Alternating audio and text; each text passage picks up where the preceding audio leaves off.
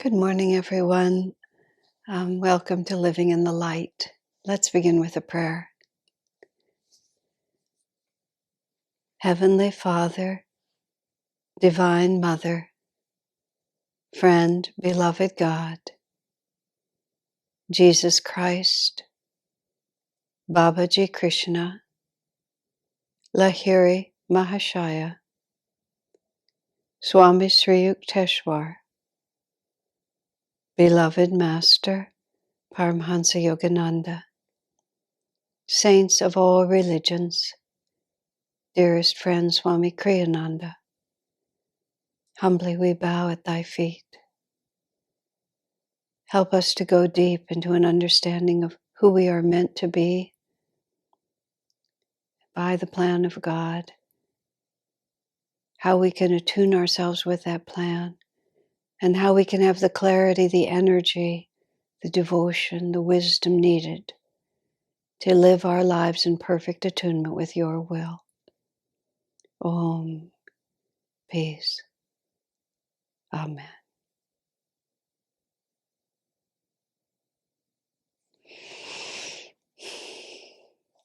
So, my friends, we are literally on the last two sentences of this little pamphlet. After we finished the short discipleship vow, Swami writes quite simply, if your desire seems sincere, we will bless you on Master's behalf and ask that he accept you into his spiritual family. If your desire seems sincere, which is to say it's not, it's between you and God. If you present yourself as sincerely desiring to do this, it's not up to us to say, to interfere with that relationship. And we can't promise the Master, but we can ask the Master on your behalf. That's again, Swami's words are very carefully chosen. We can't command God or Guru to behave in a certain way, but we can add our prayers to yours, that he respond. And then Swami just simply signs it, joy to you, Swami Kriyananda. I found out recently that this pamphlet is included. There's a book that Crystal Clarity publishes called A Handbook for Disciples. And this pamphlet, the text of this pamphlet is included in that handbook. I'm sure, and it's readily available. It's not a esoteric. It's not a just for certain courses book. Anybody can get it. I'm sure there's much more in it that's also useful to you, would be useful. I'm just not familiar with the contents. And so also we've made this available online, but it's nice to know it's also published. I was just happy to hear that. Now what I want to tell you is sort of actually what happened immediately after this was written. When Swami wrote this with this little ceremony, his idea was that anybody could just walk up to, he even had it for a time, that anybody who was a disciple could make someone else another disciple. And he had it that anybody who wanted to could just come to the appropriate person at Ananda, and that ceremony would be carried out if you seem sincere. Very quickly, though, we all began to feel that let me phrase it differently. It was a sort of a little bit hard to assess what was really the best way to serve people. Because taking a vow of discipleship is not a light thing for people to do. God is very supportive, and I've talked about this in the course of this, that if we have an intention and we are unable to carry out that intention, if the intention was sincere, that's what really matters. So we're not damned forever if we make an affirmation that proves to be beyond us. But we also felt that people simply did not, and I say we, is those of us who were in a continuous ongoing relationship with those who were coming to Ananda for the first time, whether that was at our retreat or at one of our centers or one of our meditation groups. The collective we, who were always helping people to come onto this path, we began to feel that it wasn't fair to people to make discipleship so, to give so little preparation for the taking of a discipleship vow that people really didn't understand what they were committing to. And there is an inclination which has especially increased in more recent years, to collect initiation and to collect trainings. It's become a kind of strange, there's been a distortion that the more different spiritual paths you taste, the more strong you'll be in what you can offer. It could easily be argued that the opposite is true. But in any case, we felt we were not doing people a service. We were doing people a disservice by letting them just walk in and take a discipleship vow when they really barely comprehended what they were getting into. So gradually over time, we developed a little more of a system, where Swami very specifically did not want any system. When he wrote this, he began to understand from our experience that we needed to clarify it a little bit. So most of the centers, most of the colonies, the Expanding Light runs a little different. Ananda's retreat has run a little differently. Most of the time, we have people take some courses, and the opportunity to take discipleship comes in the flow of our meditation courses for the most part. That doesn't mean there can't be exceptions. That if somebody comes in and the person making the decision has an intuitive feeling that this person does know what they're doing and it is appropriate to initiate them, there's no rules about it. It's more like their customs have developed as a service to people, not to keep them from having access, but to help them understand seriously what this means. If you think of it in terms of human love, it's like, do you marry someone that you've only known a week, or do you wait a little time to get to know them better so that you have a little more of an idea of what you're getting into? It's not a perfect analogy, but it's not untrue. But sometimes it's love at first sight and it lasts a lifetime. So it can also be true. As Swami said once, good decisions do not necessarily require time. They require the application of sufficient energy. And most people, it takes time to put out sufficient energy, but not always. So that's sort of how we balance it.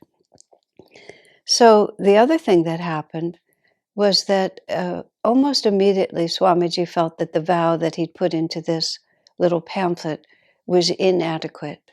And I've been actually trying to cull through my own memory and chatting with a few other people who are contemporaneous with me. If any of us could remember exactly when Swamiji rewrote that vow, and all of us seemed to feel that it was almost immediately.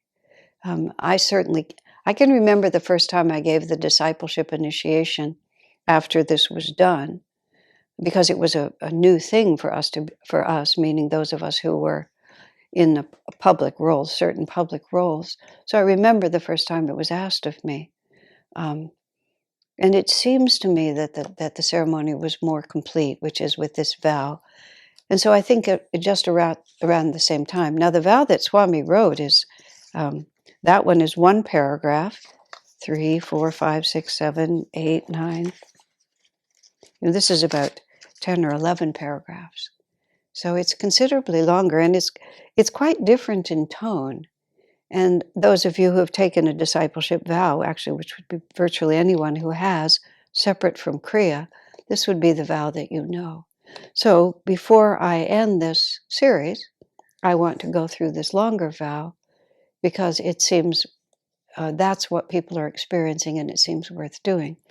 So it starts with the same invocation to the masters, and since I dealt with that earlier, I won't go there.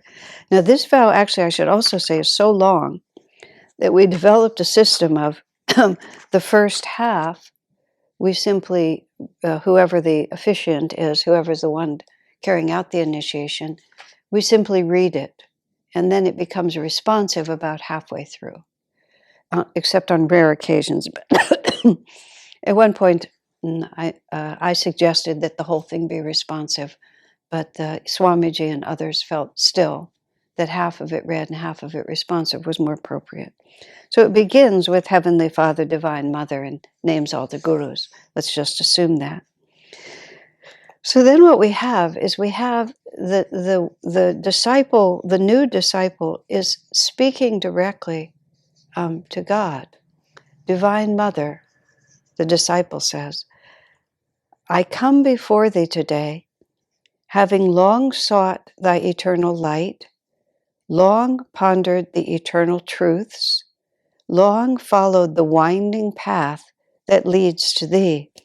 So the disciple begins by having a conversation with Divine Mother, which is with God, about how we got here, which this was Swami's inspiration, and it's unusual because mostly when you take a vow, you simply declare, what it is that we're intending. But Swami wants us to sort of drink in what brought us to this point. So I've come before thee today, having long sought the light, the truth, and the path that leads to thee. So this isn't something that just occurred to me today. This is the culmination of many incarnations, is the implication here.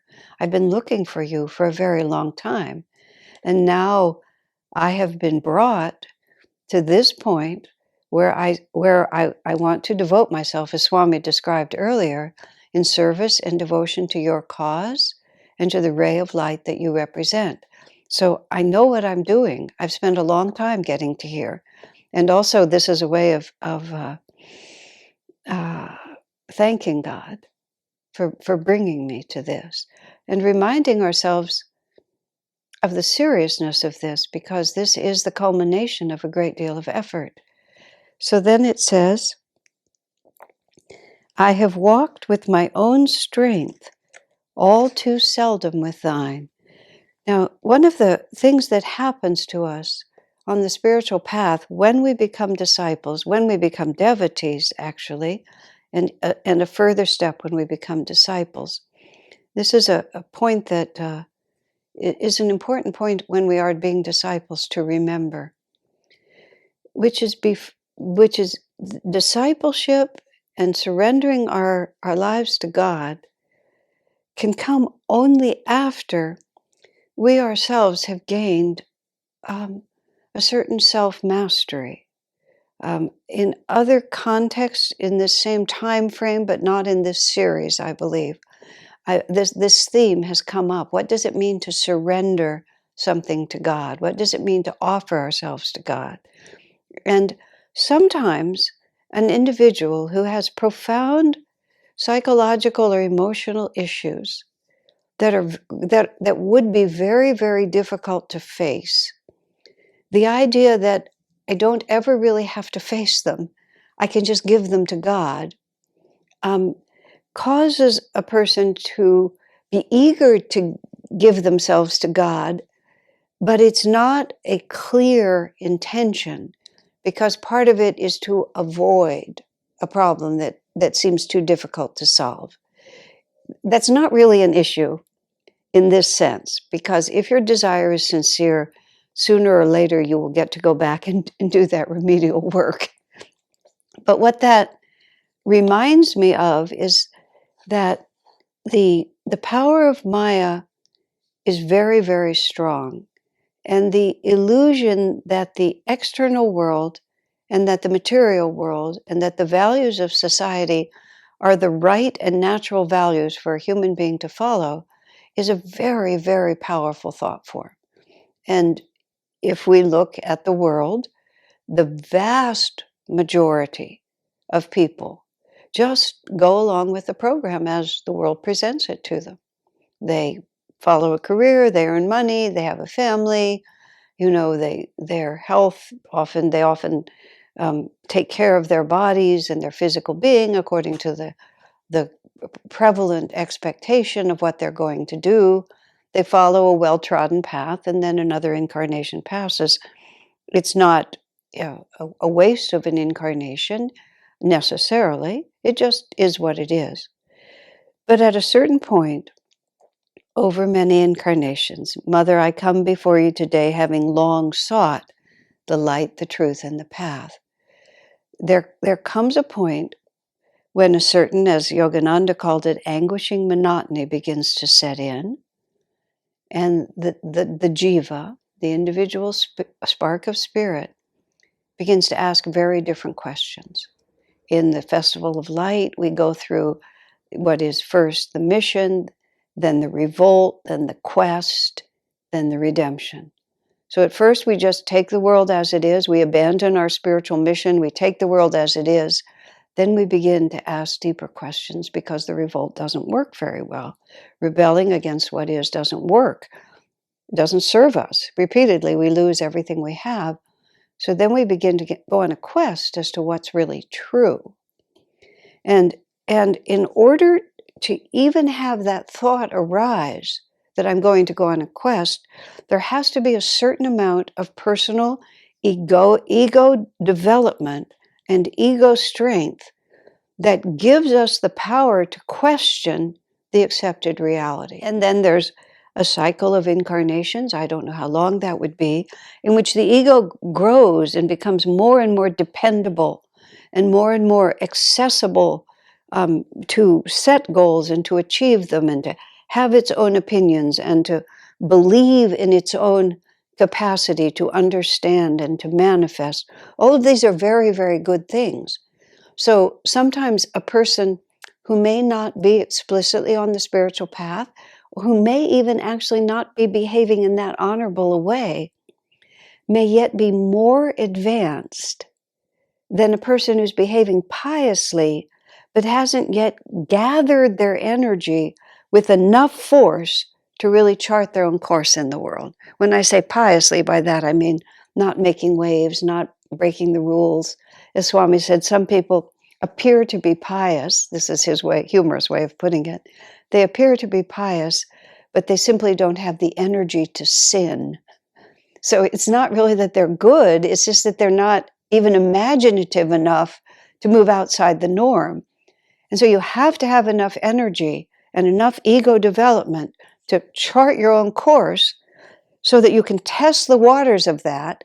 And so that then when charting your own course develops the anguishing monotony and the endless disappointment, you have the energy to think creatively outside of the ordinary. Then you become a devotee. If you go on a sincere enough quest, the truth will come to you. Because when we are sincere in our desire to understand, God responds to that. And then we get in this sort of interesting transition point, which is what this paragraph is about, where our best friend up to that point has been our independent, always egoic-based will. But the qualities of strength, the energy, the courage, the insight that we develop doing that is what gives us the power now to break out of Maya and to get onto the spiritual path. And then there is this real point of understanding what real surrender is.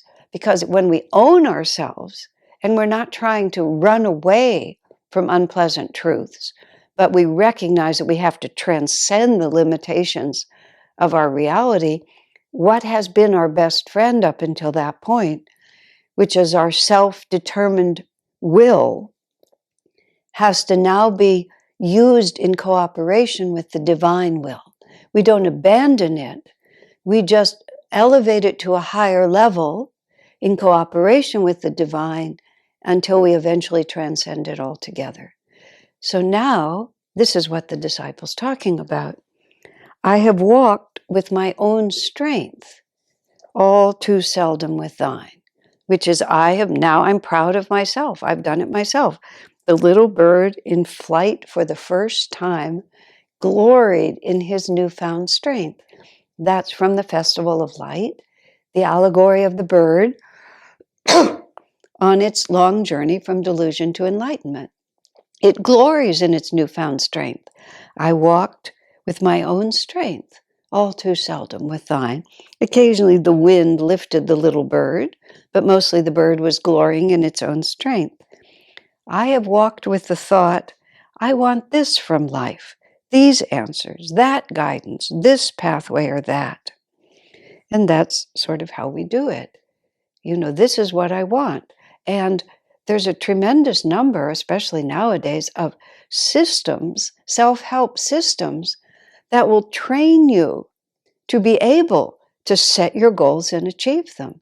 And that's actually a very necessary and a very helpful stage on the spiritual path. At the stage when you were learning how to do it, it's progress. You see, because all spiritual expansion is directional. And what is forward and what is backward depends on where you are standing. So if one hasn't yet grown to the level where I can create my vision, apply my energy, and manifest it, you have to develop that. And so I have walked with this thought. I want this from life. I want these answers, this guidance, that pathway. And when you are mastering that, that's progress. But then there's a certain point in which we realize, I'm able to do this, but what does it serve me? Because, as St. Augustine said, the heart is restless till it finds its rest in God. And this is natural progress, which the disciple is reviewing. I think reviewing to persuade himself, to persuade themselves that this is what I really want to do. This is why I'm becoming a disciple. And we're also saying to Divine Mother, I know what I'm doing. I understand what I'm doing. And this is what I'm doing. So after I have walked with the thought that this is what I want from life, but I have seen that as often as I presumed on thy will, it turned away from me. And so this is where we suddenly begin to realize that we're assuming that our best happiness lies in what I want. The presumption that because I want it, it must be what is right. That's what it means by as often as I presumed on thy will. But this is what I want. This is my vision. This is my passion. This is my this. This is my that. And what we're looking for is, we might not have the words for it, but we want there to be a flow. We want to feel that we're doing the right thing, that we're following the right path. But there comes a point where we realize that there's a presumption here. And either it turned away from me in the sense that I'm no longer able to succeed in manifesting, or I'm not able to succeed in manifesting, or that I went forward, I got what I wanted, but it didn't give me what I wanted. Because what I wanted was a sense of greater belonging, a greater fulfillment. I wanted rest in my heart, and I was presuming that because I wanted it, you wanted it. And this is something that, this is what we have to learn. And again, it's a very fine line, because it's not just because you want it doesn't mean that God doesn't want it also for you. But just because you want it doesn't necessarily mean that it's what God knows is best for you. And this is where the presumption comes in. I know I've often had to help people because they could be at the stage where they're trying all these things that will promise them that they'll be able to manifest, but they're not necessarily able to manifest health or wealth or abundance of love or whatever it is they're seeking, because there is a presumption in there. They're being presumptuous in thinking that they can command the universe to obey their own desires. And in the Festival of Light, which is a parallel to this, that's when we revolt.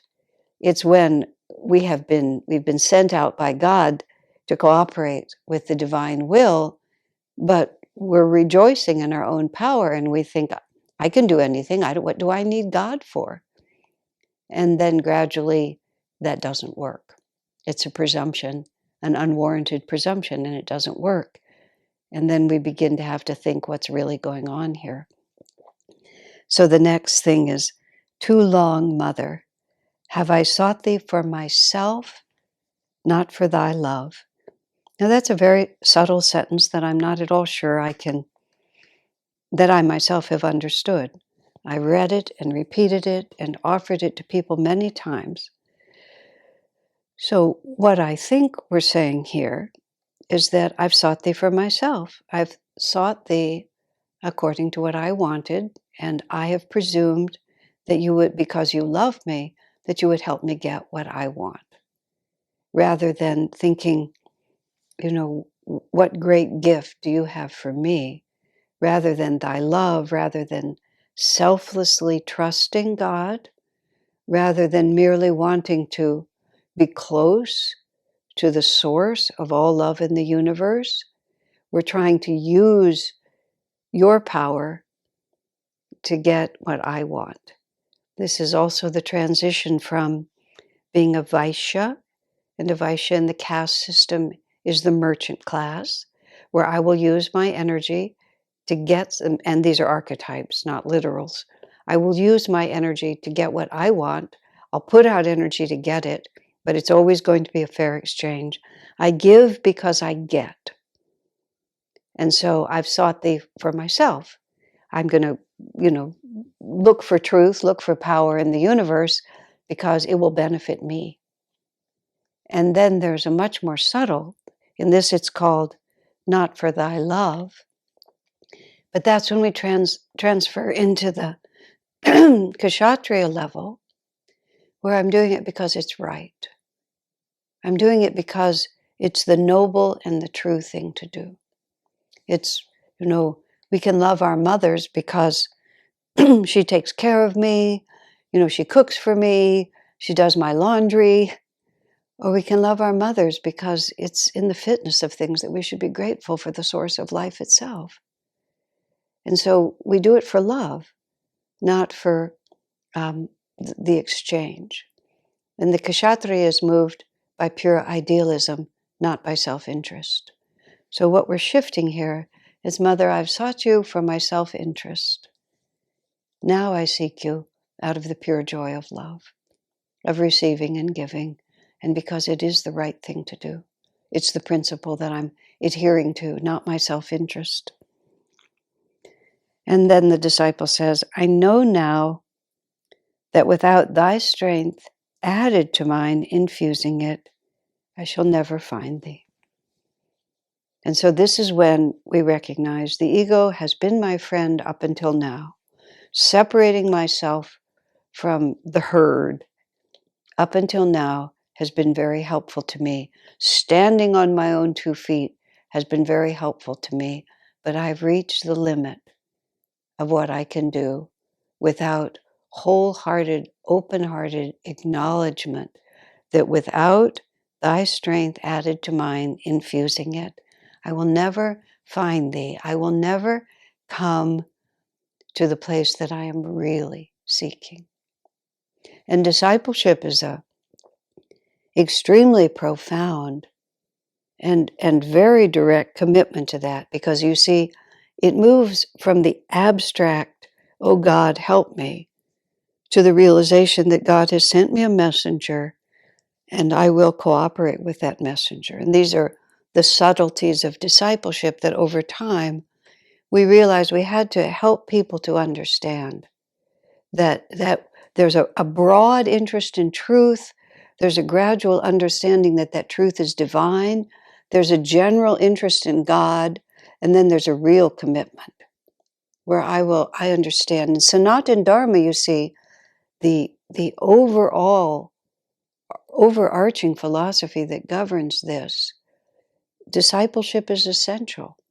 The guru is essential. So discipleship is a very refined level of seeking. I've sought thee on my own for myself, but now I realize that I'll never find God without you infusing and guiding me. And because this is a discipleship vow to a specific line of masters, we're walking through, relatively speaking, a very narrow door. And we are declaring, I know what I'm doing. And I'm doing this after incarnations of searching. And this is what my heart wants. So friends, tomorrow we'll continue on with this exploration. God bless you.